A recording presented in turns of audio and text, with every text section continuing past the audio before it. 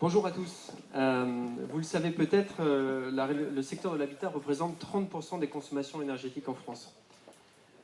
Est-ce que vous savez que la loi fixe l'objectif de réduire ces consommations de 28% d'ici à 2030? Est-ce que vraiment on va y arriver? C'est une vraie question. La conséquence de ces questions, c'est que la rénovation énergétique de l'habitat, on en parle beaucoup. Et avec ces objectifs, on pourrait même penser que c'est un Eldorado commercial. Et pourtant, il ne se passe pas grand-chose, ou pas suffisamment de choses. Il y a des annonces, beaucoup d'ambition, des aides, des formations, mais en réalité, c'est un marché qui stagne autour de 12 milliards d'euros depuis plusieurs années. Alors, qu'est-ce qui cloche? 4 ans après avoir créé Arch Énergie et avec plusieurs centaines de rénovations thermiques de maisons, je vous propose de travailler sur 4 changements possibles qui pourraient avoir un impact majeur et développer la rénovation énergétique en France. Le premier de ces changements, c'est d'arrêter ce qu'on appelle la démarche commerciale simpliste. Amenons de la réflexion dans les projets et basculons sur une approche globale plus qualitative. Aujourd'hui, les particuliers sont de plus en plus informés par différents médias, par le web. Ils veulent comprendre ce qu'ils achètent. Et en matière de rénovation énergétique, ils ont à la fois beaucoup d'informations, mais souvent désordonnées, voire contradictoires, et pas assez d'informations qualitatives quand ils veulent comprendre pourquoi et comment ils doivent rénover. Du coup, combien de fois j'ai entendu des phrases du style tiens, je vais changer mes fenêtres parce que mon voisin l'a fait, donc ça doit certainement être très efficace, quoi. Ça, c'est des rengaines commerciales qui sont d'un autre âge, et il y a d'autres méthodes aujourd'hui qui permettent de savoir quels travaux sont les plus efficaces. Notamment une, c'est l'approche globale. Alors de quoi s'agit-il? L'approche globale, c'est d'abord comprendre l'habitat, son vécu, ses forces, ses faiblesses, le modéliser avec des outils numériques et techniques performants, et bien sûr prendre en compte l'usage qu'en font les habitants. Ensuite, il faut envisager tous les travaux possibles dans cet habitat, leur impact, leur coût et leur efficacité. Le but de tout ça, c'est de pouvoir préparer des programmes de rénovation que le particulier pourra appliquer d'un bloc, s'il en a les moyens, ou par étapes, intelligemment préparées à l'avance. Le deuxième changement qui est proposé, c'est d'arrêter un discours qui est uniquement tourné vers les économies d'énergie. Rendons la rénovation énergétique de l'habitat sexy avec d'autres facteurs positifs qui vont déclencher plus de rénovation à l'avenir. Je vais vous faire, globalement, les rénovations énergétiques sont rarement rentables à court terme. Alors basons-nous sur autre chose que des fausses promesses qui aujourd'hui ne suffisent pas à déclencher suffisamment de rénovation. L'exemple d'Arch Énergie, aujourd'hui, le premier facteur de décision, c'est le confort. On parle de confort d'hiver, c'est tout simplement être capable de bien se chauffer. On parle aussi des sujets comme la précarité énergétique. On parle aussi de confort d'été, donc éviter un certain nombre de surchauffe estivales et d'inconfort. Un deuxième facteur prépondérant, c'est la valeur verte immobilière, la valeur patrimoniale. Aujourd'hui, il y a des études très sérieuses qui montrent qu'en Aquitaine, une maison classée en A va se vendre en moyenne 27% plus cher qu'une maison classée en G. Une autre chose sur laquelle il faut appuyer, c'est tout ce qui est l'esthétisme. Alors ça peut paraître secondaire, mais l'esthétisme, il doit être intégré à la rénovation thermique. Pourquoi? Pour aider, sur certains travaux de rénovation, à déclencher plus de projets.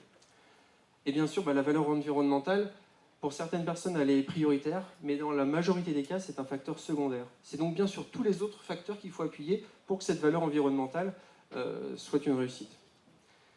Troisième changement sur lequel il faudrait appuyer, c'est que pour le particulier aujourd'hui, se lancer dans un projet de rénovation énergétique, c'est le parcours du combattant. Alors moi j'ai un mot d'ordre pour tous les acteurs de la filière, c'est simplifions la vie du particulier quand il veut se lancer.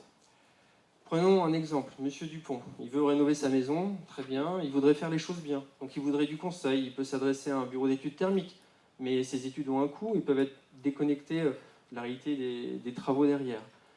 Il y a des organismes, des associations, des organismes publics qui peuvent le conseiller en amont, le lancer dans cette démarche, mais toujours à distance, sans aller sur place et pas toujours avec les bons moyens. Il y a ce qu'on appelle le DPE aussi, qui a le mérite d'exister, mais qui est insuffisamment fiable pour pouvoir prioriser bien les travaux. Il va quand même se lancer dans les travaux, il est courageux, il a plein de solutions qui s'offrent à lui. Il peut aller voir des sociétés commerciales, mais peut-être qu'il a un peu peur de se faire plumer par certaines. Il peut aller voir des artisans compétents, métier par métier. Mais là, ça devient complexe, il va falloir les coordonner. Du coup, il faut faire appel à un tiers, à un architecte. Mais ça a un coût, tout ça. Et est-ce que tous ces gens qui vont faire ces travaux vont respecter toutes les préconisations techniques qui ont été faites en amont et qu'il a eu tant de mal à avoir? Et si on lui simplifiait la vie avec un interlocuteur unique, un interlocuteur qualifié qui l'aiderait depuis la conception de son projet jusqu'à la réalisation de ses travaux, le tout packagé avec du service et des garanties fortes. C'est possible. C'est un nouveau métier, on lui donne le nom barbare d'intégrateur en rénovation énergétique. Oui, je le répète, je vois des intégrateurs en rénovation énergétique. C'est quoi l'objectif de cet intégrateur? C'est prendre toute la complexité d'un projet de rénovation pour le rendre simple aux particuliers. C'est un métier qui pourrait s'associer à d'autres métiers déjà existants et qui va probablement en remplacer d'autres. Il faut s'y préparer. Quatrième point, quatrième changement plus global sur lequel on n'a pas forcément tous la main, c'est la partie aide et financement.